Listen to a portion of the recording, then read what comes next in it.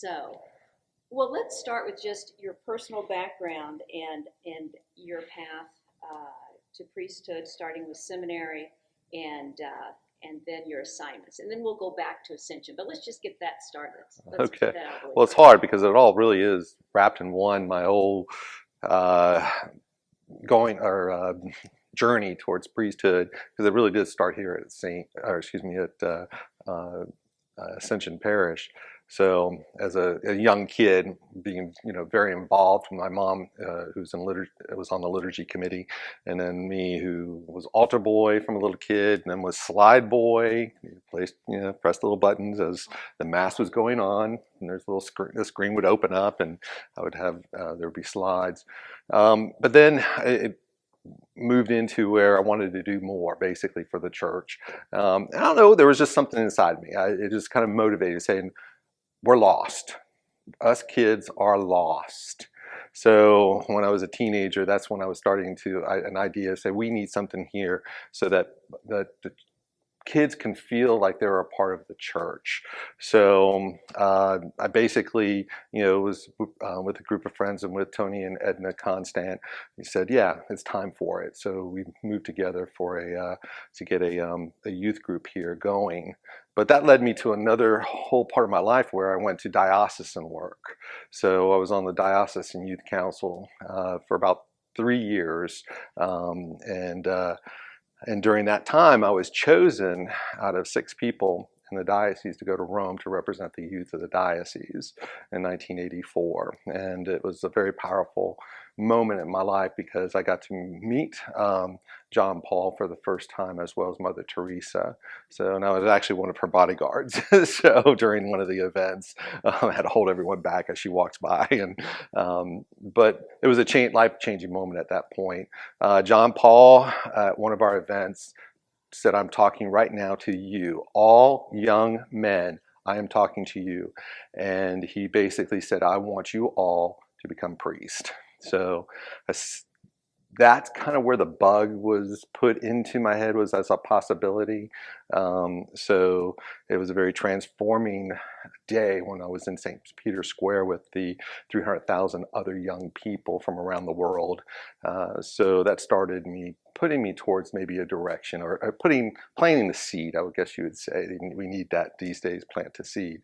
And then as I go into college, I did very well in college. I was working at the Downtown Athletic Club in Norfolk, Virginia. I got some great offers as I was ending college to start a whole new company called Super Kids, as well as going down to Charleston, South Carolina, to be an accountant for a shipping company. So I kind of paused, basically, and just said, what do I want to do with my life? Is this the direction?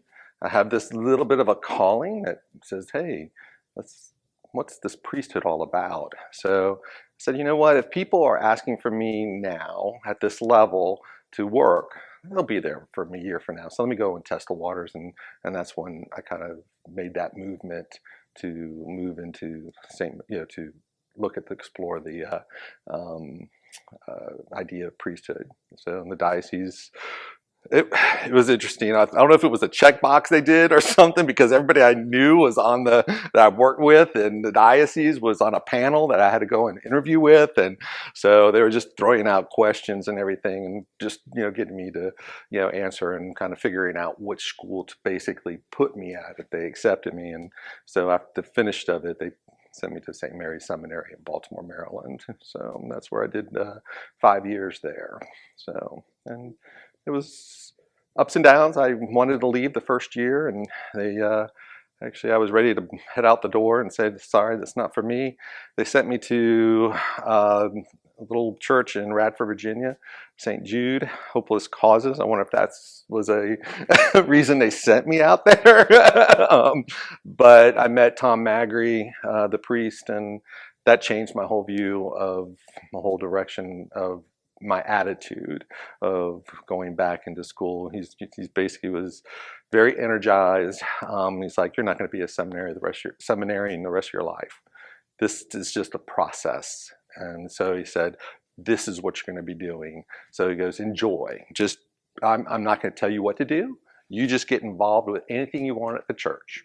And so I did, and it was a blast. And I ended so excited at the end of that experience that I went back to seminary with a whole different look. That's great. That's great. So, what year were you ordained then?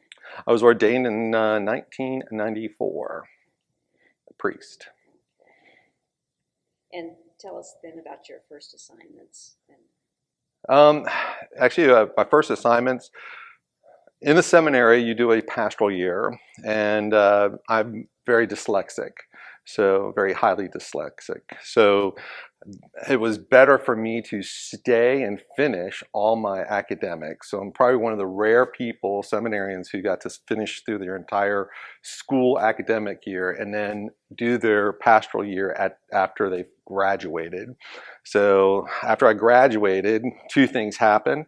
On graduation, I was commissioned in the United States Navy as a CCPO candidate. And my dad did that in the chapel at the seminary in Baltimore, Maryland.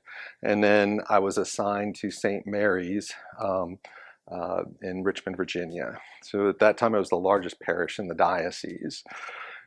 I was there as a deacon for not a whole year, I mean, a seminarian for only a part of the year. That December of '93, I was ordained a deacon. And then I was ordained in '94, that following May. I was on vacation, actually, for becoming a priest after the ceremony and everything. And I was at Bob Perkins. He was the pastor at St. Mary's, his parents' home in Naples, Italy. So I was just getting away, enjoying, and I get a phone call. He goes, "Hey, Tom, how are you doing?" I said, "I'm doing fine." He goes, "Just going to let you know, you better get all the rest you can. You're coming back and you're going to be the administrator of the largest parish in the diocese." And I was like, "What? Oh, are you sure? You're talking to the right priest?" It's like, I just was ordained. And he goes, "Something happened in the diocese. They just named me vicar for priest. I'm going to go do that." And I told the bishop, I had confidence you could take care of the parish. So I took care of the parish for a year, and then they sent me to Bristol, Virginia, to St. Anne's, which was a wonderful, wonderful experience. I should say that St. Mary's, because I got in trouble at another interview, that St. Mary's did help for me as a priest. It was just a very busy time because it was this large parish doing a lot of different things. The staff was really wonderful, and I met two of the most amazing people in my life, and one was Sister Ann and Jean White. Sister Ann was like a pastoral associate, and we worked as a team. And that's what I loved about that. I had a female counterpart working to run a parish, and it was phenomenal. We had a blast together, and Jean White was our DRE, and we made it a power team together. So it gave me a good idea of administration, gave me a good idea of working with people. And then they were like, the diocese said, "We don't want you burned out. We're going to send you out to Bristol, Virginia." So I was out there for 6 years, and that was amazing. Did accomplish in 6 years so much. It paid off a parish, which they said I wouldn't be able to do if I stayed 12 years, and we paid it off in a year. And then I started, and it's still going to this day, is Bristol Faith in Action, which is an outreach program center. And I bought property, and then all churches sent volunteers and all their money for outreach to this one house. And then they were able to help the needy in the area instead of the needy going to every single church. And then a few years ago, they got a donation, and they were able to get a building downtown Bristol, and it's absolutely phenomenal what it has turned into be. So I'm very happy with that.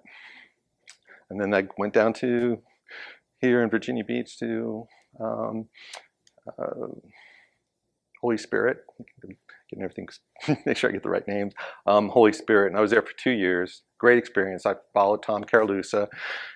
He was amazing. He pulled me aside. He says, "Tom, I have no worries. You take over the church. I know I've been here for like 17 years, but I have faith. in you. And I held it down for 2 years, and that's when the bishop decided to let me go into the military full time.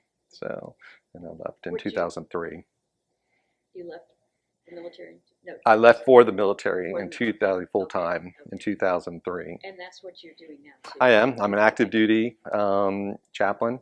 Actually, I made captain, and I put on next week, July 1st, and then in October I'm heading down to Camp Lejeune again. I'll be with the Marines, well, probably for my last time, so until I retire. So, as a Navy chaplain, I've been everywhere. I said I've been around the world about 3 times now, and been in Japan, and had assignments there, as well as other places in Guam.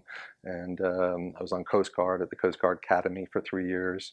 So I've done Navy, I've done Coast Guard, and I've done Marines. So and it's been a good mixture, and that's kind of why I'm in the job right currently. I'm in Marine Forces Command Atlantic right now, and because of my understanding ship and operations, as well as marine operations, because the amphibious ships, we carry the Marines to go for and on MEUs and different assignments. So I've got a lot to hopefully be able to add to the instructions and policies and procedures, what I'm doing now, which is not fun, but it's part of the job. Amazing career.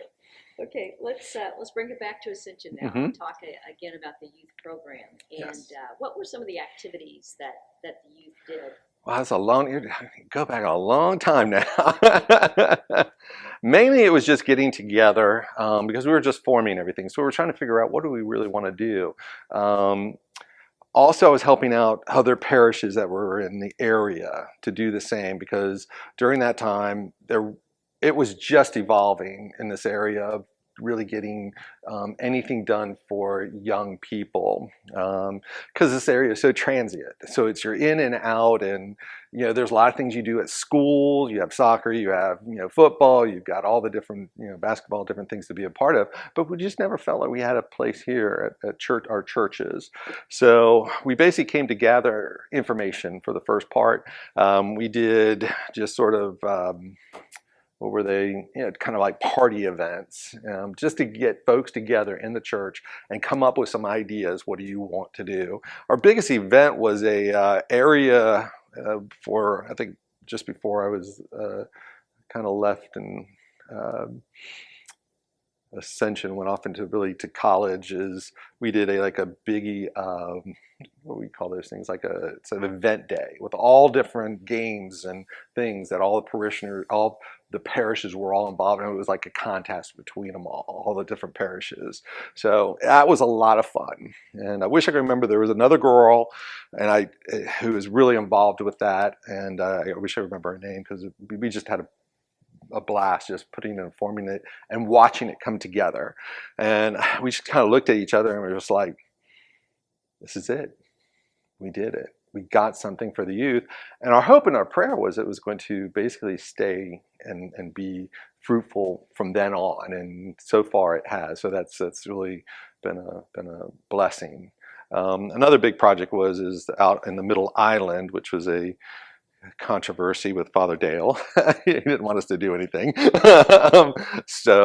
But I made a good argument, and we were able to transform it into what you see today. So we planted the trees, we planted all the bushes, we put the pathways through, and that was done by the first YOA. So what was it before that? Gravel. Okay. It was nothing. It was ugly. It's like, this is in front of the church. We need to do something about it.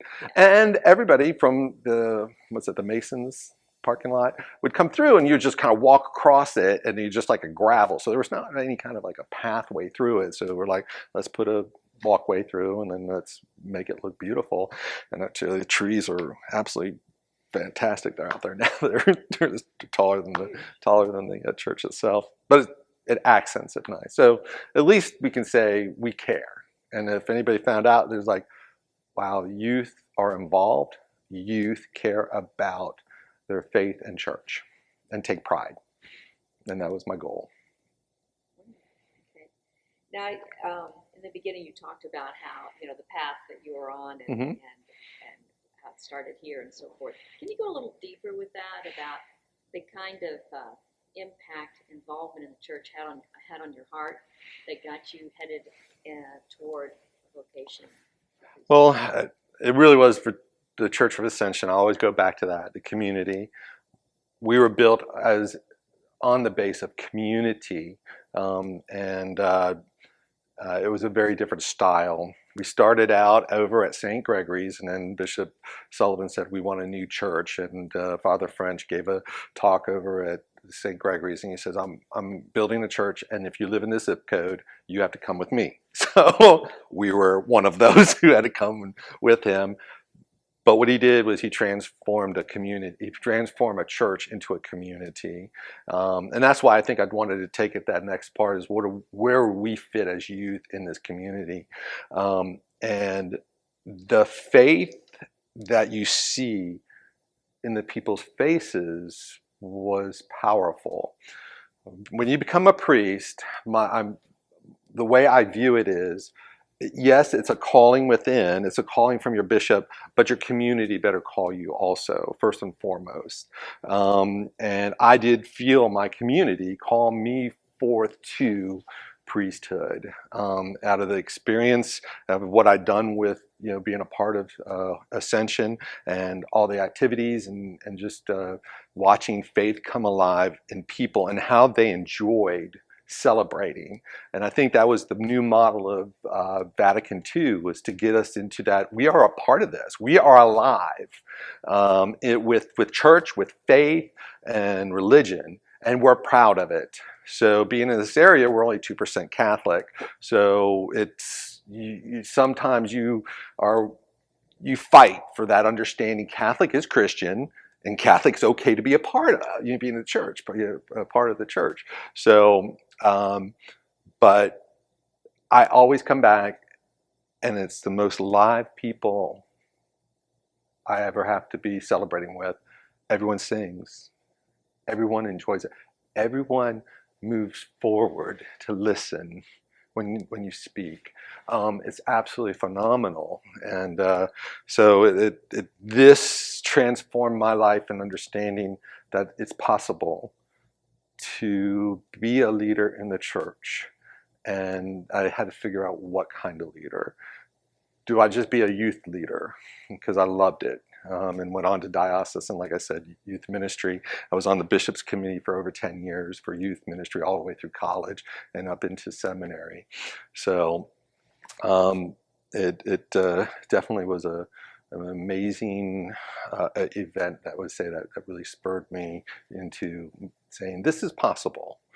There's something about faith. I was probably 8 years old, I think, about that time frame. I read every book ever written about St. Francis of Assisi.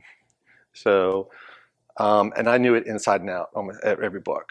He fascinated me because I'm a person who's earthy, outdoors. I love gardening. I like just, hiking, and I hiked half of the Appalachian Trail before I went to seminary. So the outdoors and everything means a lot.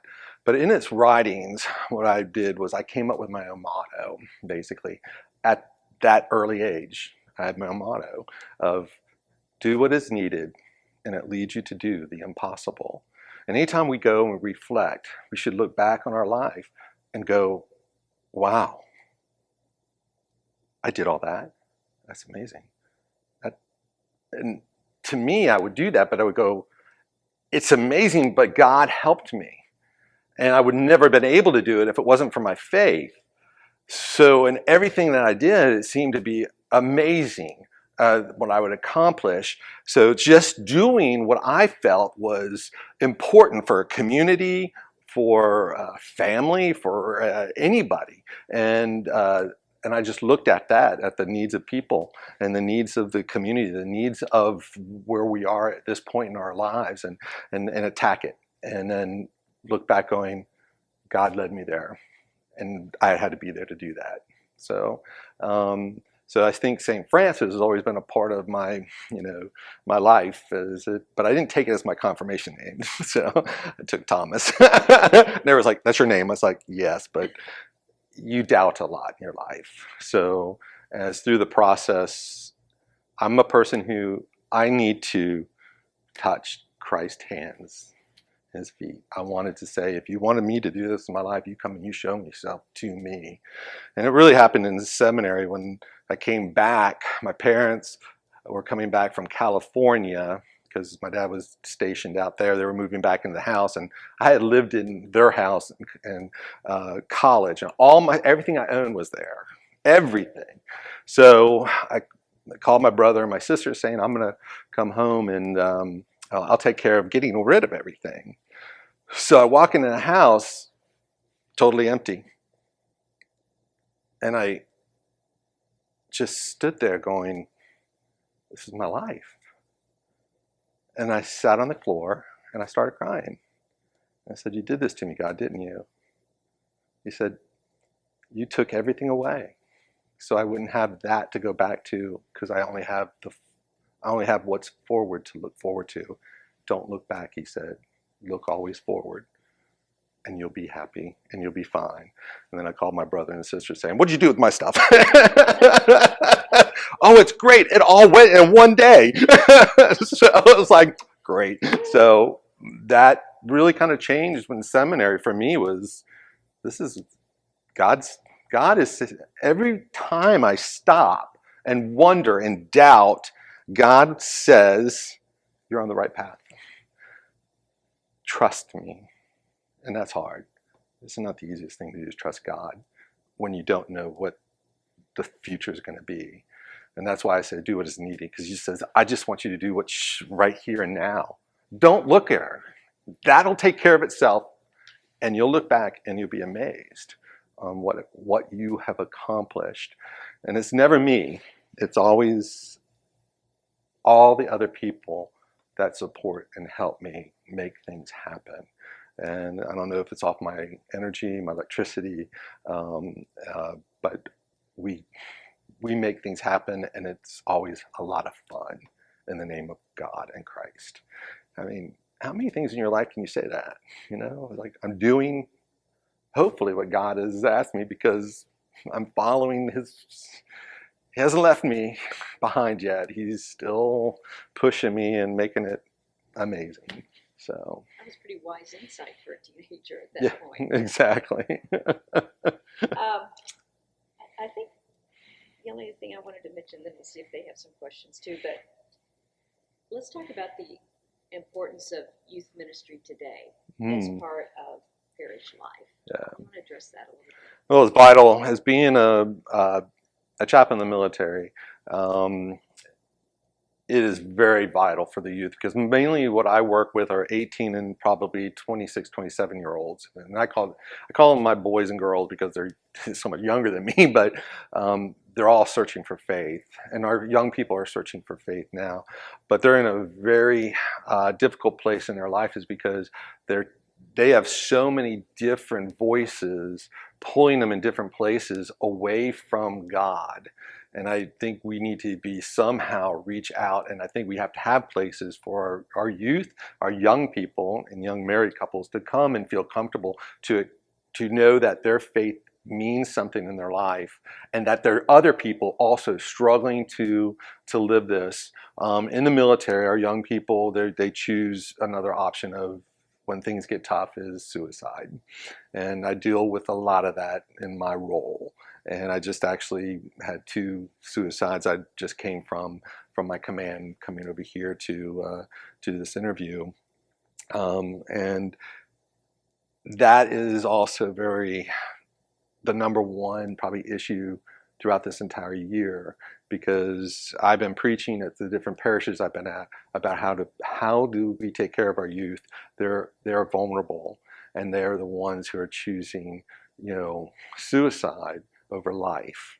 And so we have to teach them how to live and how to be a community, how to trust, and how to believe that God will help us.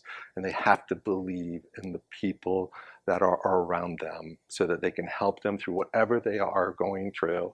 And it's up to all of us, not just me as a priest, not just as parents, but as friends, as people who are counselors and everyone involved, helping individuals realize they're not alone. And I do believe they choose because they're so alone and they don't know how to ask for help. And somehow we build communities, and embrace that. I think we would see less that in society or in our communities, but we're also meeting the needs, what they're really looking for. They're looking for a place they can come and they can be themselves. And that's one thing I've, prided myself throughout my entire time as a priest, is I don't judge. You can walk in and I don't care. I don't care what you've done in your life. I don't care what you look like. I don't care. I just want you to be happy with God, and because God's happy with you. And I just want you to live an awesome life, because that's what God asks us to do, is live amazing lives.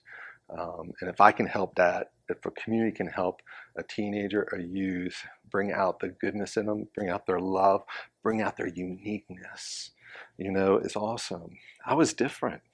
I wasn't the average kid. I had dyslexia. I had had this big X on my head. People said I was dumb. Okay. I went to college. They said, you're stupid. If you don't understand it, you're stupid. This is what I found in college at Old Dominion. It took me 7 times to take an exiting exam out of college. So I know what it means to be ridiculed for something you have no control over. But it's finding that and then let that be your strength. And that's what I found.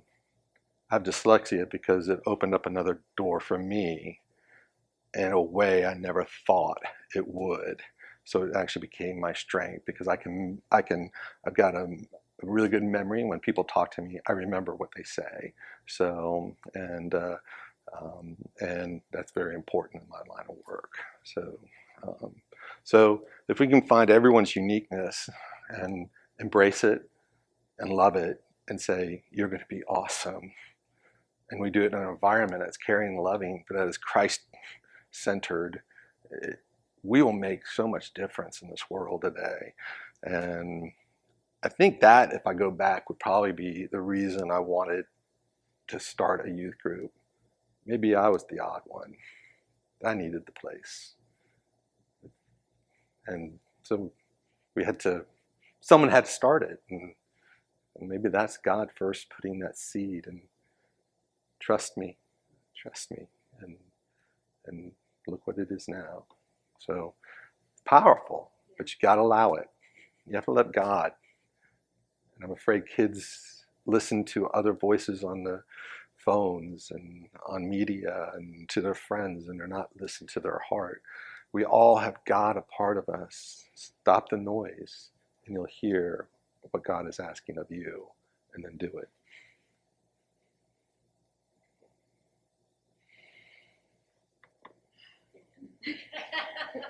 Powerful. I think you should have a YouTube channel.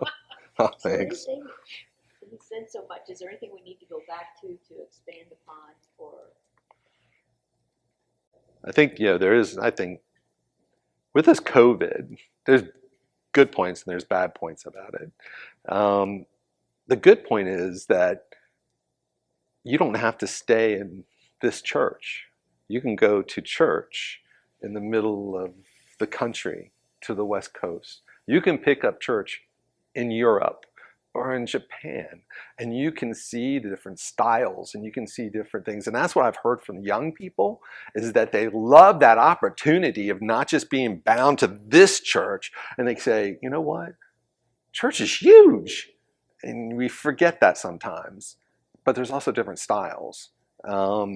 Spain, when I was there for a deployment, the church is unbelievable. It's just their whole way of life. But their style within Mass is very, very different. It's very conservative, but it's very elegant. So there's difference. So they start to open up questions, the young people, of saying, why did they do this in that church? Or why did they not do that in that church? Oh my God, that preacher, Father, you won't believe the homily I heard. It changed my life. And I'm like, well, what did it say? And then they reiterate it to you. And that's awesome. When they can, 18, 21, 27-year-old can say, this is the homily I heard today, and this is how it changed me. It's amazing. So yeah, COVID is very difficult. People are isolated, but it also gave them an ability to go and check out other churches, other styles, different preaching styles. They've gone onto YouTube. They've gone on to different things that have priests on answering questions, and they find that it's not just their church. And sometimes they're not happy in their own church. And that's why I'm convinced they go to the neighbor's church or their friend's church and everything, because it's not their style.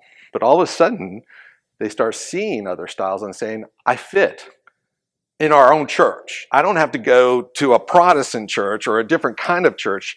I have it within my own church, and I can video into it, and I can get something out of it. And I think that's powerful. So I think that's COVID, like I said, it's been bad. And but the good thing is it broadens our young people's, hopefully, if they took the opportunity. And I've talked to some that they had taken that opportunity and they were electrified and their faith came alive.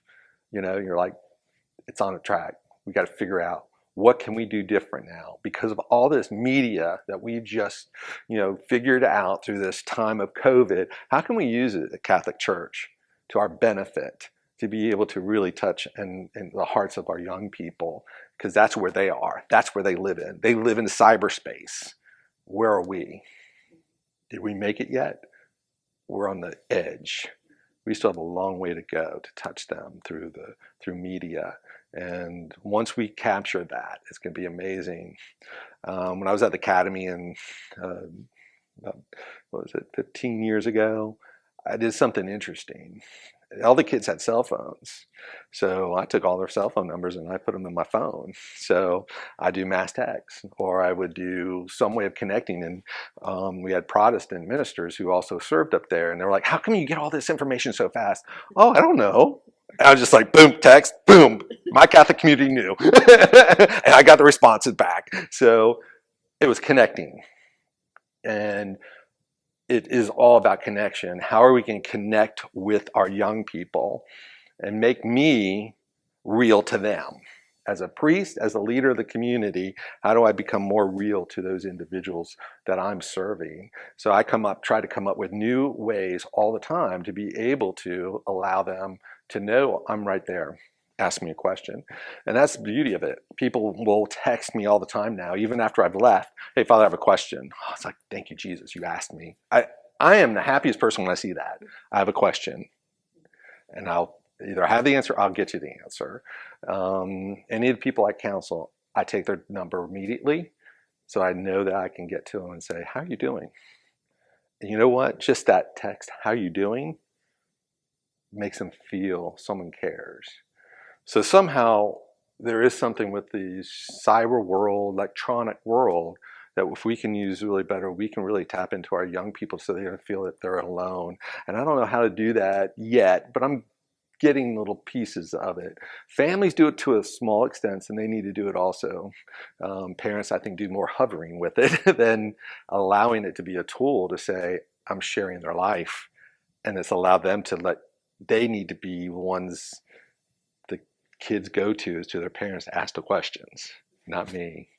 They need to feel comfortable with them. How do we get the parents comfortable not to judge their children, not to make them like them, and let them feel like, I can talk to you, Mom and Dad. This is where I'm at in my life and I'm struggling. Can I talk to you? And have we made our homes open to that, where a family can actually act like a family?